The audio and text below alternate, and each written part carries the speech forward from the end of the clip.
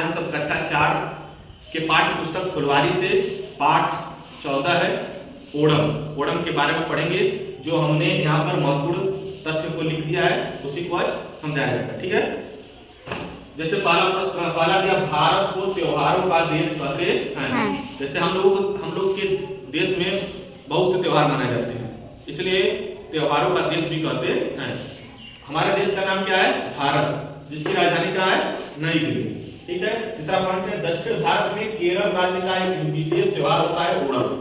तो जैसे दक्षिण भारत है, एक उत्तर भारत, दक्षिण भारत। ठीक है। उत्तर भारत में हम लोग आ जाएंगे उत्तर प्रदेश, उत्तराखंड। ठीक है। दक्षिण भारत में केरल आ जाएगा। उत्तर भारत और दक्षिण भारत, दक्षिण भारत में केरल आ जाएगा। ठीक है। यही पर तो दक्षिण भारत में एक राज्य है जिसका नाम है केरल।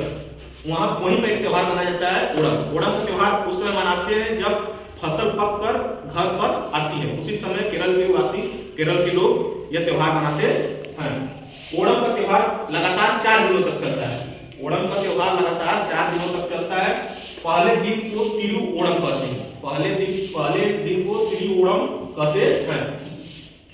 केरल में सभी लोग साथ में बैठकर केले के पत्ते को भोजन करते हैं, इसीलिए पहले वाले दिन पर साथ में। ठीक है। ओणम का त्योहार श्रावण मास में मनाया जाता है, जिसको सावन का महीना कहते हैं। सावन का महीना कहते हैं। ओणम का त्योहार कब मनाया जाता है? सावन के महीने में। केरल की क्षेत्रीय भाषा क्या होती है? मलयालम। जैसे हम लोग की भाषा क्या है? भोजपुरी। क्षेत्रीय भाषा भोजपुरी है, वैसे वहां की क्षेत्रीय भाषा है मलयालम। ठीक है। मलयालम में श्रावण मास को क्या कहते हैं? चिंग मासम। जैसे हम लोग यहाँ श्रावण मास को सावन का महीना कहते हैं, वैसे वहां के लोग, केरल के लोग श्रावण महीने को क्या कहते हैं? चिंग मासम का महीना, चिंग मासम। ठीक है। केरल की राजधानी कहाँ है? तिरुवनंतपुरम। तिरुवनंतपुरम। नवा पॉइंट, तो ओणम त्योहार के साथ राजा महाबली की पौराणिक कथा जुड़ी है।